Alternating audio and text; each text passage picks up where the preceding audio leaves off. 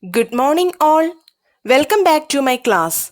Today we are going to learn a new lesson, The Fight.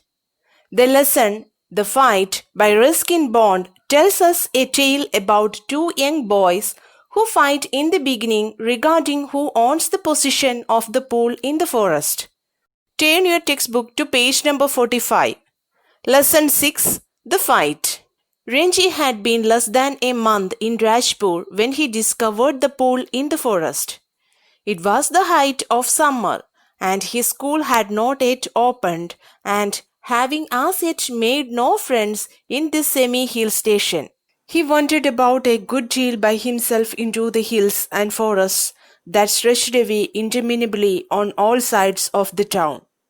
It was hot, very hot, at that time of the year, and Renji walked about in his vest and shorts, his brown feet white with the chalky dust that flew up from the ground. The earth was parched, the grass brown, the trees listless, hardly stirring, waiting for a cool wind or a refreshing shower of rain. It was on such a day, a hot, tired day, that Renji found the pool in the forest. The water had a gentle translucency, and you could see the smooth round pebbles at the bottom of the pool. A small stream emerged from a cluster of rocks to feed the pool. During the monsoon, this stream would be a gushing torrent cascading down from the hills, but during the summer, it was barely a trickle. The rocks, however, held the water in the pool, and it did not dry up like the pools in the plains. When Renji saw the pool, he did not hesitate to get into it. He had often gone swimming alone or with friends when he had lived with his parents in a thirsty town in the middle of the Rajputna desert. There he had known only sticky, muddy pools where buffaloes wallowed and women washed clothes. He had never seen a pool like this, so clean and cold and inviting. He leapt into the water. His limbs were supple, free of any fat, and his dark body glistened in patches of sunlit water. The next day he came again to quench his body in the cool waters of the forest pool. He was there for almost an hour, sliding in and out of the limpid green water, or lying stretched out on the smooth yellow rocks in the shade of broad-leaved sal trees.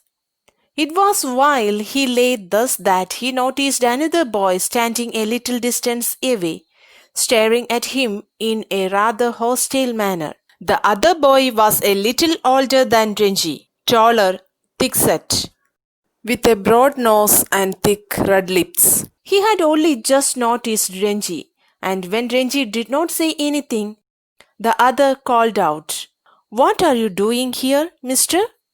Renji, who was prepared to be friendly, was taken aback at the hostility of the other's tone. "I am swimming," he replied. "Why don't you join me?"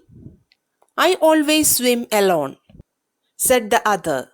"This is my pool. I did not invite you here." The stranger strode up to Renji, who still sat on the rock and, planting his broad feet firmly on the sand, said, as though this would settle the matter once and for all, "Don't you know I am a warrior? I do not take replies from villagers like you." "So you like to fight with villagers?" said Renji. "Well, I am not a villager. I am a fighter. I am a warrior. I am a fighter." They had reached an impasse. One had said he was a warrior. The other had proclaimed himself a fighter. There was little else that could be said. "You understand that I am a warrior?" said the stranger, feeling that perhaps this information had not penetrated Renji's head. "I have heard you say it 3 times, replied Renji. "Then why are you not running away?" "I am waiting for you to run away."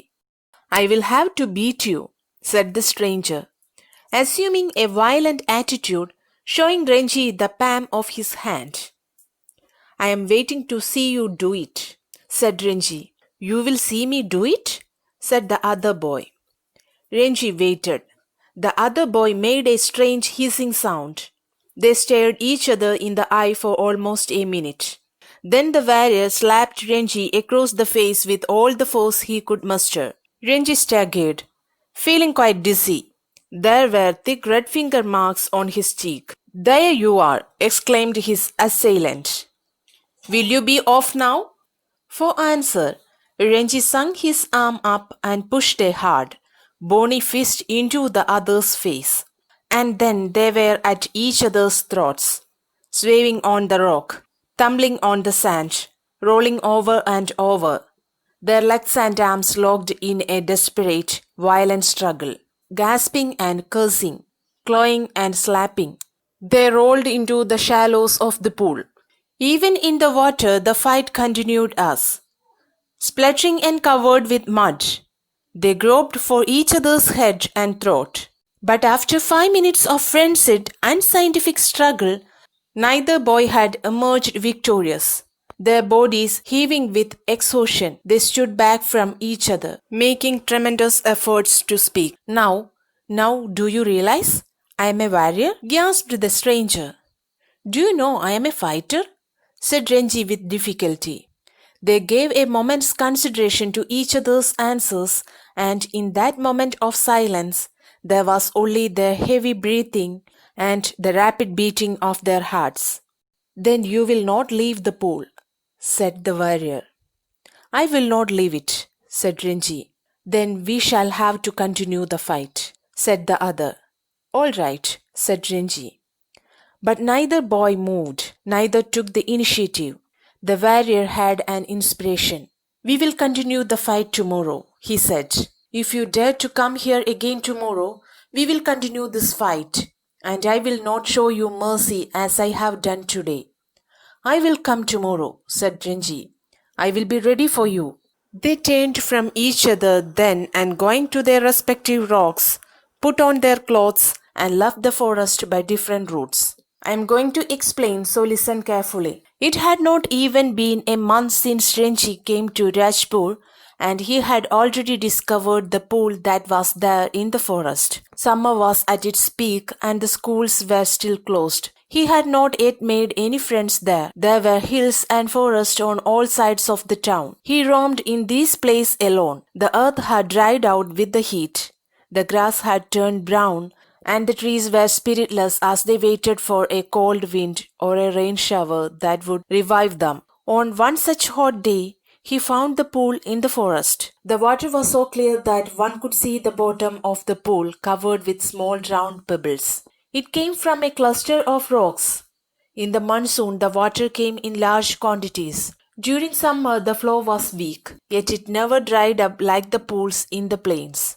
Renji jumped in the pool without hesitation as he was used to swimming alone or with his friends when he had lived with his parents in a thirsty town in the middle of the Rajaputna desert. There he had seen only the sticky, muddy pools in which buffaloes rolled in. Thus he jumped into the water. His body was free of fat. The next day Renji came again. He enjoyed a lot in the coolness of water.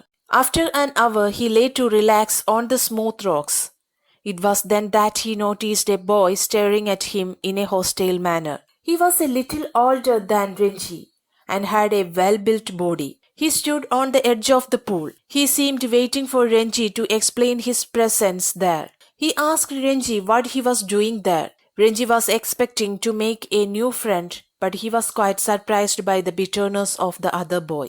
Renji replied that he was swimming. He further extended the boy and offered to join him. The boy rudely told him that he always swam alone in the pool that he claimed to own. He told Renji that he had come here uninvited. He came closer to Renji, who was now sitting on the rock. He said that he was a warrior and did not like to talk to villagers. Renji said that he was a fighter, not a villager. The warrior tried his best to scare away Renji. When Renji did not run away, he warned that he would beat him. Now Renji claimed vehemently of being a fighter. The other boy claimed of being a warrior. The warrior made a strange hissing sound. They stared each other in the eye for a minute. Then the warrior slapped Renji across the face with all his strength. Renji felt dizzy. Thick red finger marks were there on his face. Renji pushed a hard bony fist into the other's face. Then they were at each other's throats. They rolled into the shallows of the pool. Even in the water, they continued fighting. But after 5 minutes, both of them stood exhausted. While they were on the break, and as they breathed heavily, the warrior asked Renji if he agreed that he was a warrior. Renji asked the warrior if he had made it clear to him that he was a fighter. They took a moment to think upon what both of them had been saying. The warrior asked if the fighter would give up the pool. The fighter said he would not.